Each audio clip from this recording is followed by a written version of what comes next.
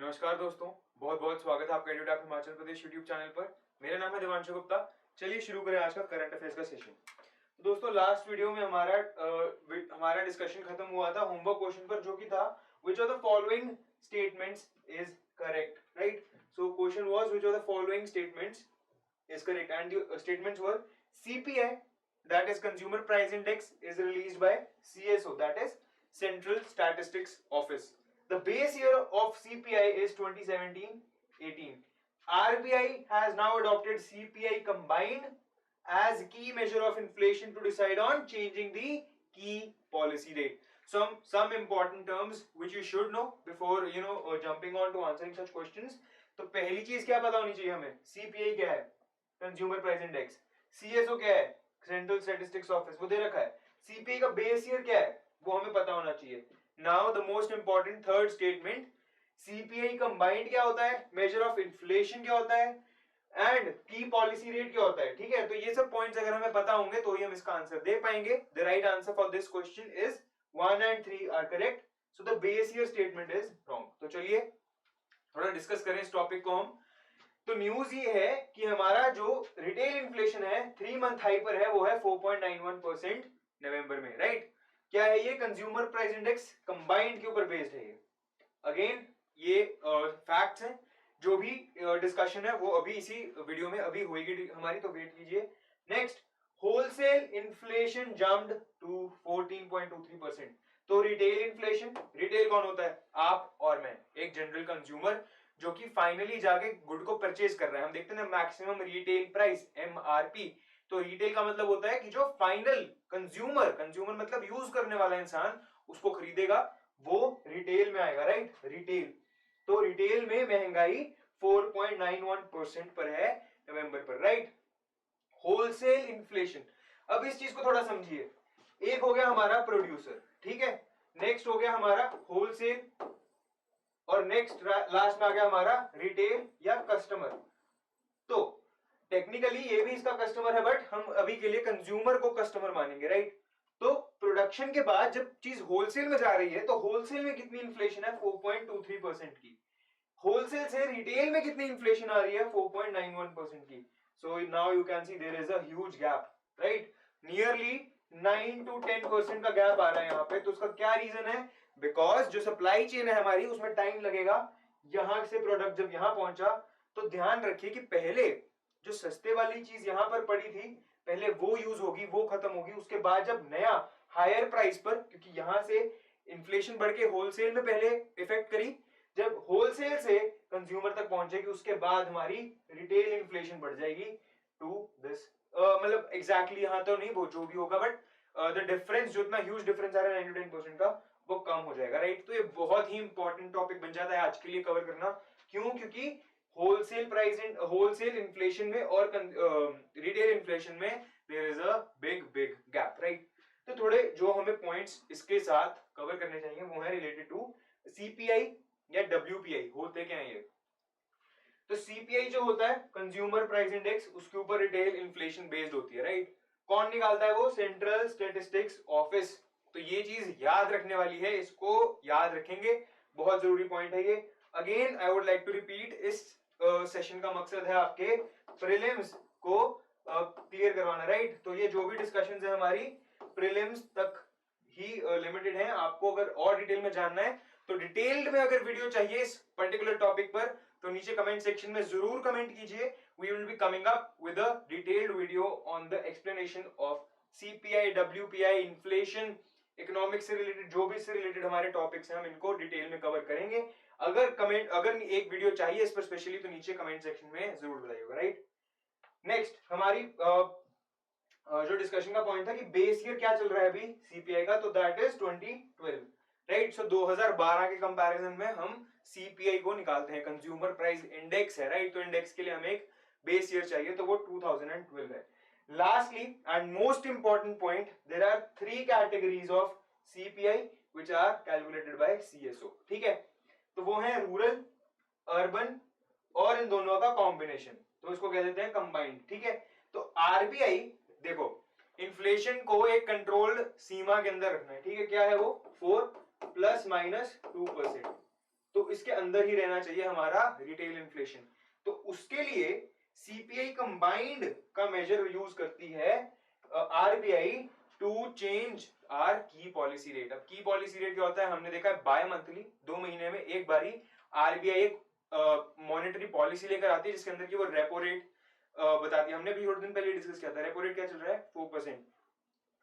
तो वो डिसाइड होता है किसके बेसिस पर, हमारे कंबाइंड सीपीआई के ऊपर, राइट। तो उम्मीद कर रहा हूं पॉइंट्स समझ आए होंगे, क्लियर होगा। नोट्स बनाए आपने, वेरी गुड। अगर नहीं समझ आया थोड़ा सा रिवाइंड कीजिए और वीडियो को फिर से देखिए, एक बार, 2 बार, 3 बार, जितनी मर्जी बारी देखिए, समझ आना चाहिए, राइट।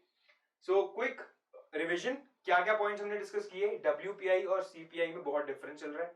रिटेल इन्फ्लेशन में इफेक्ट आएगा, क्यों अभी टाइम क्यों लग रहा है, क्योंकि सप्लाई चेन में टाइम लगता है, राइट। पहले प्रोड्यूस होगी चीज, उसके बाद होलसेल में उसका प्राइस डिफरेंस रिफ्लेक्ट होगा। तो सबसे पहले होलसेल प्राइस इंडेक्स में डिफरेंस आता है, नेक्स्ट हमारा कंज्यूमर प्राइस इंडेक्स में वो फ्लक्चुएशन हमें दिखेगी। रीजन क्या हो सकता है इतनी इन्फ्लेशन होने का, the major reason for that is हमारे जो रॉ मटेरियल के प्राइसेस बढ़े होंगे, राइट। एंड ड्यूरिंग पैंडेमिक हमने देखा है कि, अगेन थोड़े टेक्निकल वर्ड्स हो जाएंगे, डिस्कस करना है यहाँ पर।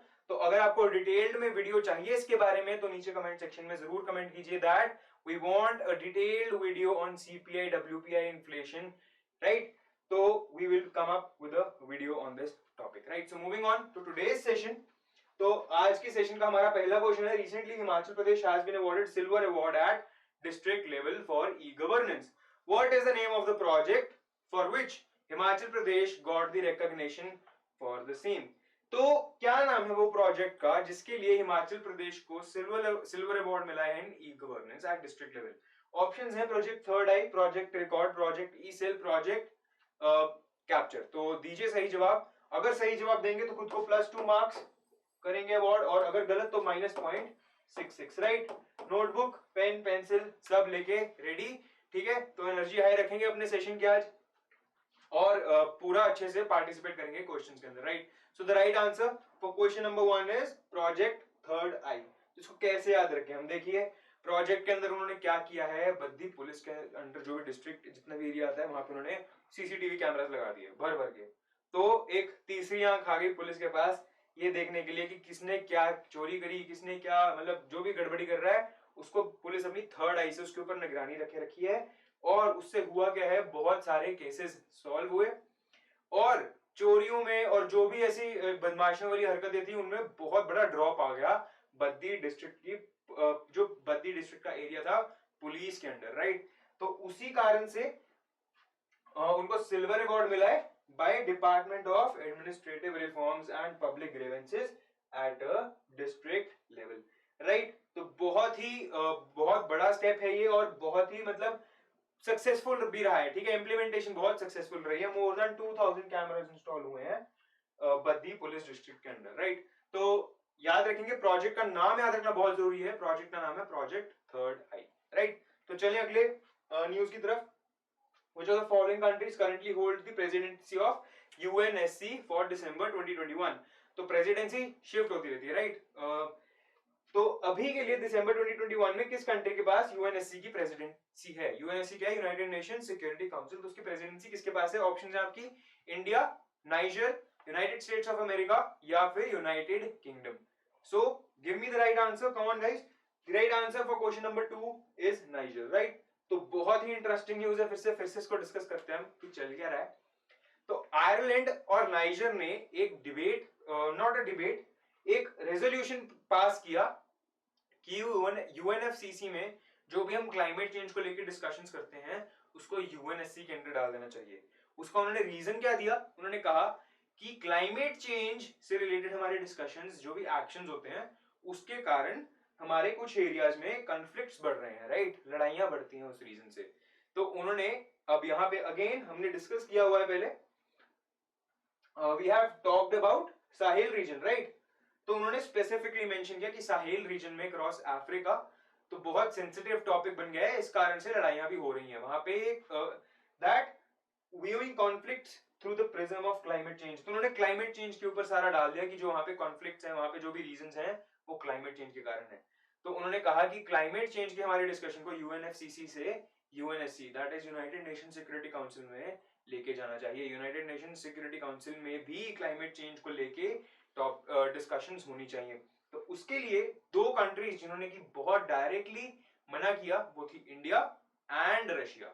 तो रशिया ने वीटो पावर यूज करके इस पूरे रेजोल्यूशन को ही कैंसिल कर दिया, right. But India took a strong opposition against the resolution because they said, तो इंडिया के जो हमारे टीएस त्रिमूर्ति हैं जो कि परमानेंट रिप्रेजेंटेटिव हैं इंडिया के एट यूनाइटेड नेशंस, उन्होंने एक बहुत ही क्लियर ओपिनियन दिया कि अगर हम कॉन्फ्लिक्ट्स को क्लाइमेट चेंज के पर्सपेक्टिव से देखेंगे तो उससे ना ही सिचुएशन और खराब होगी कॉन्फ्लिक्ट रीजन में, बट क्लाइमेट चेंज वाले जो भी हमने इनिशिएटिव्स ली हैं ग्लासगो में, उनके ऊपर भी एक बुरा असर पड़ेगा। तो उन्होंने बहुत ही क्लियरली इस चीज को अपोज किया है। इसके अलावा याद रखेंगे Russia use the veto power, right, and China ने कोई भी इस पर स्टैंड नहीं लिया, उन्होंने वोटिंग के अंदर इस रेजोल्यूशन में वोट ही नहीं किया। So we can say China, India and Russia were against the resolution and because of the veto power of Russia it wasn't passed in the conference, right. तो याद रखेंगे इन पॉइंट्स को। कौन सी दो कंट्रीज थी जिन्होंने की प्रपोज किया था? It was Niger and Ireland. तो याद रखेंगे इस पॉइंट को, right. So moving on to question 3, who was the first woman lawyer to be directly elevated from the bar to Supreme Court as a judge? कुछ याद आ रहा है तो बताइए मुझे। ये क्वेश्चन हम हमारे PYQs में कर चुके हैं, ठीक है। तो कौन थी पहली वुमेन लॉयर इंडिया की जिनको की डायरेक्टली सुप्रीम कोर्ट में एज ए जज फ्रॉम बार, ठीक है, डायरेक्टली बार से उनको सुप्रीम कोर्ट में जज बना दिया गया था। बार हमारी होती है एडवोकेट्स की काउंसिल होती है, ठीक है।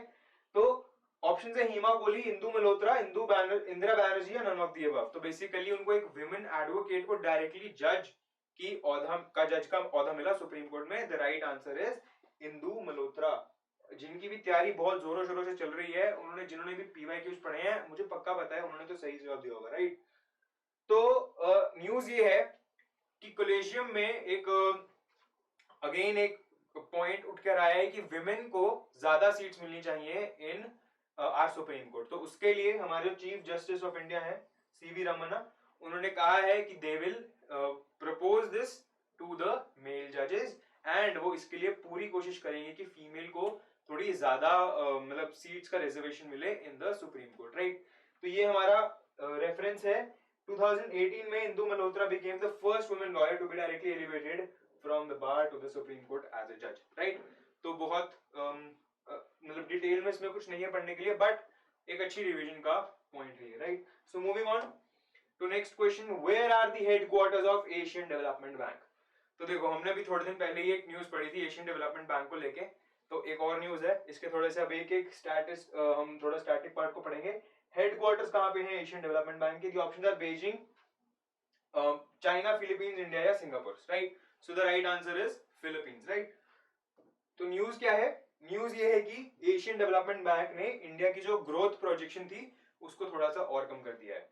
तो इनिशियली ADB सेड कि इंडिया की 11% से ग्रोथ होगी, देन इट सेड 10% से होगी, and now it has said 9.7% से होगी। उसका रीजन क्या है? The main reason for that is chip shortage. Chip क्या होते हैं? सेमीकंडक्टर चिप होते हैं, आज के हमारी हर एक चीज में लगते हैं, टीवी में लगते हैं, मोबाइल में लगते हैं, कार्स में लगते हैं, क्योंकि कार्स में हमने देखा है ड्राइविंग के लिए वो इलेक्ट्रिक व्हीकल्स आ रहे हैं, राइट। तो सब जगह पे एक चिप लगती है जिसको हम सेमीकंडक्टर कहते हैं। तो उसकी शॉर्टेज चल रही है जिस वजह से जो प्रोडक्शंस बढ़नी थी चीजों की वो नहीं बढ़ पाई, ठीक है। तो शॉर्टेज की वजह से अगेन सप्लाई चेन, हमने जो भी पढ़ा वो वर्ड सप्लाई चेन, मतलब एक जगह से जहां से जो प्रोड्यूस होकर चीज नेक्स्ट स्टेप तक पहुंचेगी वहां ही नहीं पहुंच पा रही है, तो सप्लाई चेन में डिसरप्शन आ गई जिस वजह से जो डिमांड बढ़नी थी वो बढ़ ही नहीं पाई, राइट। तो उस वजह से जो ग्रोथ है वो थोड़ी कम कर दी है टू 9.7% को 2021-22, राइट। तो इसके साथ थोड़ा सा एशियन डेवलपमेंट बैंक के बारे में पढ़ते हैं। वो एक रीजनल डेवलपमेंट बैंक है, ठीक है। रीजनल डेवलपमेंट बैंक मतलब एक पर्टिकुलर एरिया में, एक पर्टिकुलर रीजन में डेवलपमेंट एस्टैब्लिश करने के लिए इसको बनाया गया था। कब बनाया गया था? दिसंबर 1966 में। हेडक्वार्टर्स कहां पे है? सिटी ऑफ मंडलोंग इन फिलीपींस, ठीक है। तो इन्होंने अभी रिसेंटली हमारे को ग्रांट दिया है हिमाचल प्रदेश गवर्नमेंट को, तो ये हमने होमवर्क क्वेश्चन के लिए आपके लिए डाला है इस बार। ये हमारी पिछली वीडियो का हमारा एक टॉपिक था डिस्कशन का, तो आपने मुझे बताना है recently Asian Development Bank has approved a grant to Himachal Pradesh to improve its tourism infrastructure. How much grant has been approved by the bank? Right? So last time the question was based on which bank has approved the grant. Now the question is कि कितने की grant approve हुई है. बिल्कुल question पूछा जा सकता है ये एग्जाम में.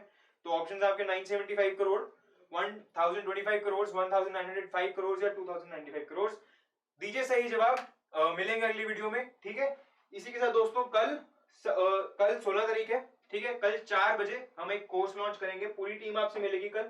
सो see you at 4 PM tomorrow live on this channel. Right. Share कीजिए अपने दोस्तों के साथ. एक आपके लिए स्पेशल अनाउंसमेंट है.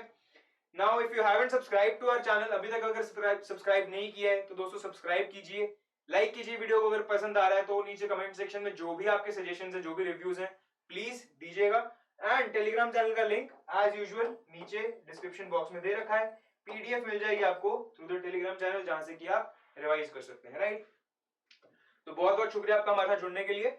मेरा नाम है Divanshu Gupta. Signing off. Bye bye.